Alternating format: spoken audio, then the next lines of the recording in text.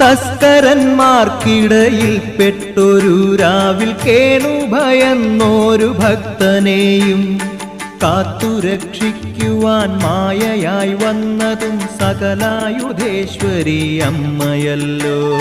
ശ്രീയെഴും ചക്കുളം കാവിലമ്മേ, ശ്രീ പാർവതി ദേവി കൈതൊഴുന്നേ.